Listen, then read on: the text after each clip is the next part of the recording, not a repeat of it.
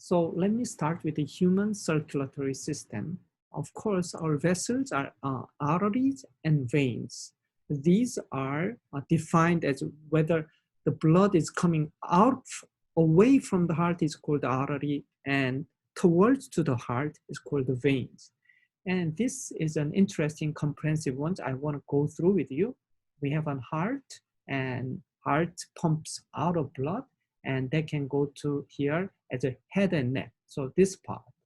And this arterial blood also go to arms, limbs, and also it can go to our heart, our lungs, to oxygenate the blood, so it's pulmonary.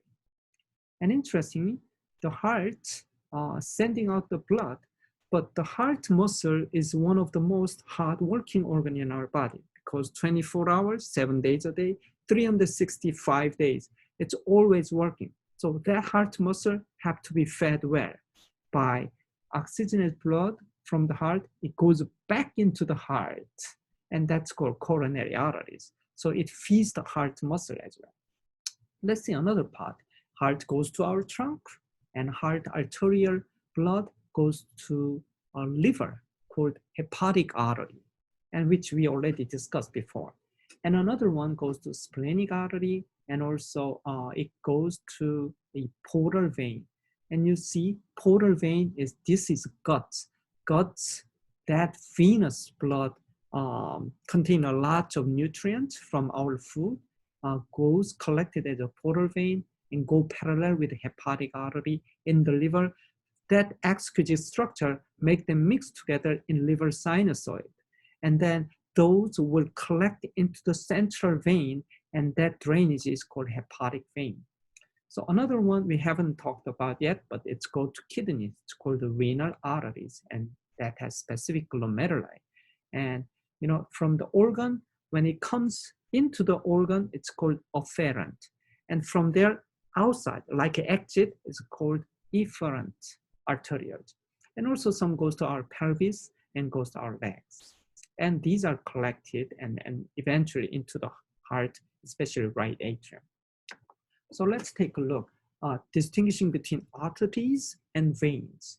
So artery has highest flow velocities, while veins are very low. And of course, arteries contain oxygenated blood so that it can feed throughout our body tissues and cells, while deoxygenated blood will be collected via vein system. So the color depends on the oxygen concentration of the hemoglobin inside red blood cell. And because of that, arterial blood is bright red, while venous blood is dark red. And you think about this, has artery has a very high pressure, while vein has very low pressure. So for the flow to happen, artery has a lot of pressure gradient, it's good, but vein do not. So instead of that, vein has a valve to be developed so that it prevents a backflow. Let's look at a little bit of morphological anatomy. The artery as internal diameter is narrower compared to vein. And one thing is, artery has to transcend pressures. So it has to endure that pressure. So one thing is thicker, while veins are thinner.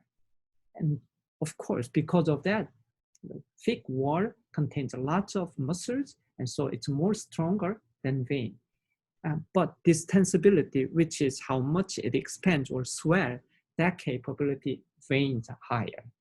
While arteries contain lots of smooth muscle cells and elastic tissue and fibrous tissue compared to vein, because it's a role of transmitting high pressure arterial blood throughout to the body as a pumping system.